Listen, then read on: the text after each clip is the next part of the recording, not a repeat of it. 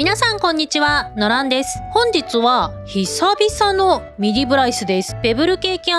ュリンキングアリスちゃんに来てもらっています。ということで本日はミディブライスのねお洋服を久々に作っていきたいと思います。でどの型紙を使うかというと、これまたねおそらく動画では初登場じゃないかなというふうに思います。こちらですね、ドールコーディネートレシピのラインスタイル鈴木あかねさんの型紙本になります。こちらね発売が2年前ぐらいかな、2020年の発売だったと思うんですけど、当時ね実は発売してたのも知ってたんですが、当時はねスルーしてました。でこちら買ったのはなので2ヶ月前ぐらいかなに多分購入したと思います。でどうしてね当時スルーしたかというと、まず一つは私の勝手な感覚だったんですけど、鈴木あかねさんの型紙ってどちらかというとちょっとねクラシカルでドレッシーなというか、ちょっとスーツじゃないですけどこうカチッとした感じのお洋服のイメージがあったんですね。私は割と今もそうなんですけど、当時よりねカジュアル寄りの服を作ることが多かったので、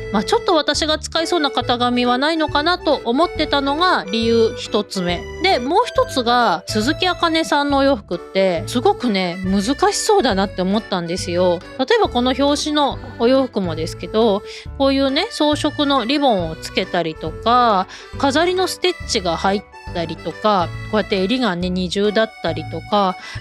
凝ってますよね。ボタンもほら一つここと残りはビーズかな、ちっちゃいの入れたりとか、もうこれできたらすごいかっこいいんですけど、2年前の私の技術ではね到底無理でしたので、いやこれはちょっと買っても使えんなって思って当時はスルーしたんですけど、2年経ってね多少技術が向上したのもありますけれども、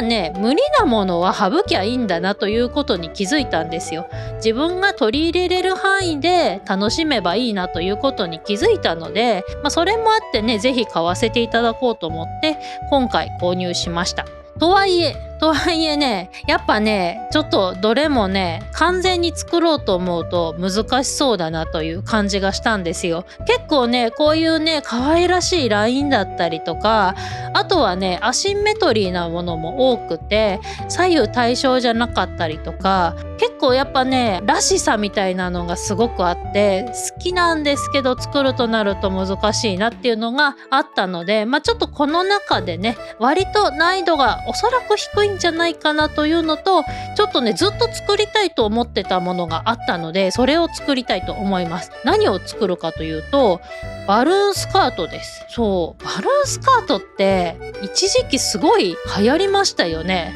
何年前だありゃ、5年前とかなのかな。結構流行っててね、大人もだし子供もよくバルーンスカート履いてて可愛いなって思ってたんですけど、ちょっと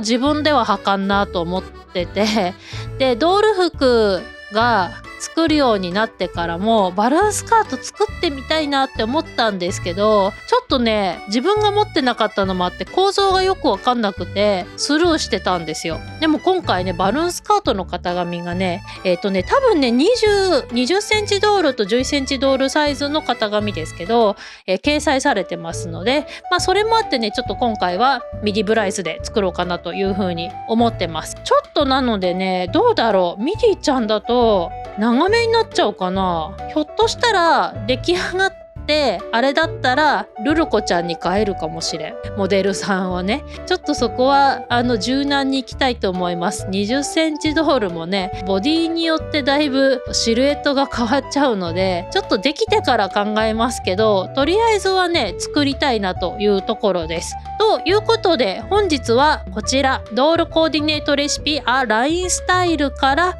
バルーンスカートを作っていきたいと思います。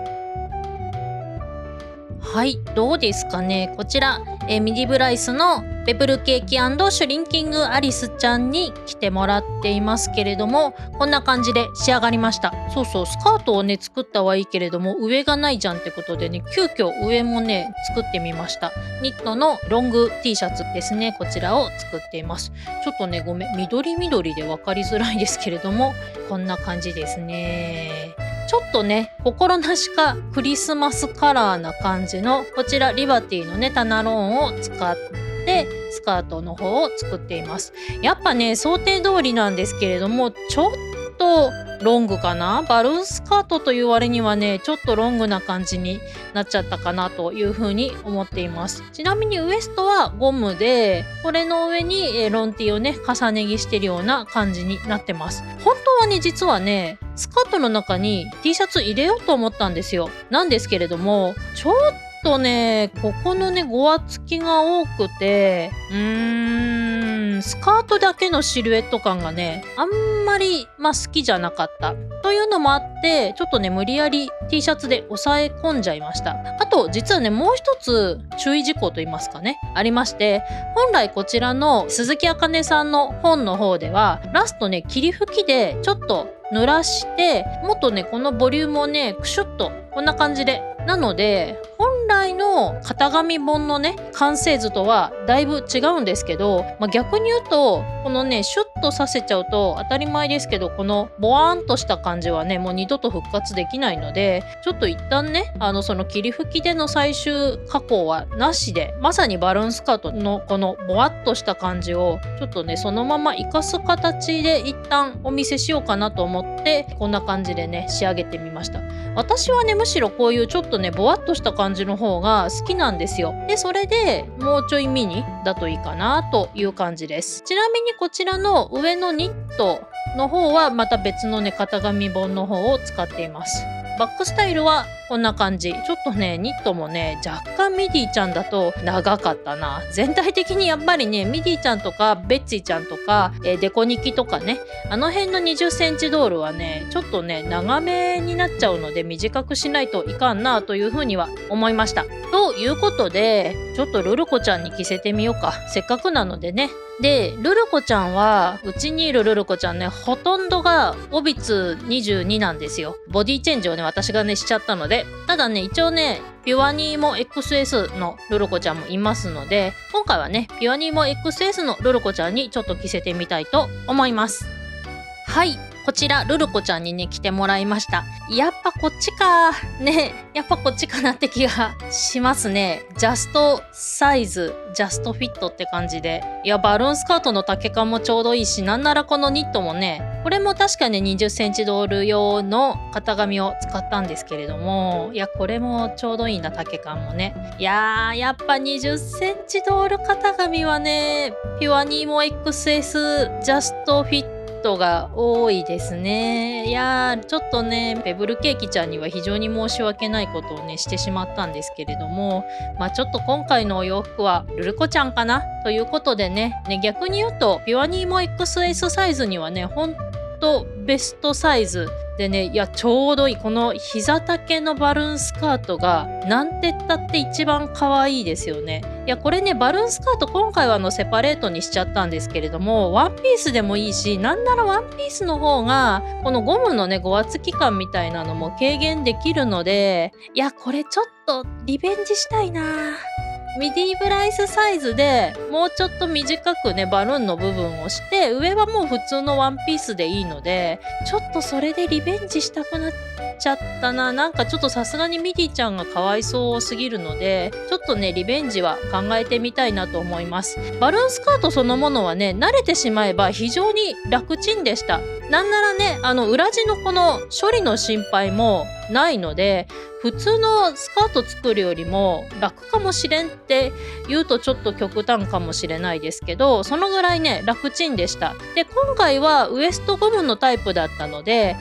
ここでね布の切り替えが実際発生してるんですよ。なんですけどワンチャンねワンピースにしちゃうならこの切り替えすらなんならなくてもいいのかもしれないけど、それだとちょっとごわついちゃうのかな。ちょっとね実験はしてないですけれども、そんな風に思いました。であとは、先ほど言ったね霧吹きでシュッシュする話ですけど、もちろんこういういわゆるタナローンもそうですけれども、綿 100% の生地、こういうのだとね当然シワが残るタイプの布になりますので、一回ギュッとね形を作ってしまえばそれでキープされるし、逆に言うと、シワができてしまうどうしても布になるんですけど、シワができにくい布を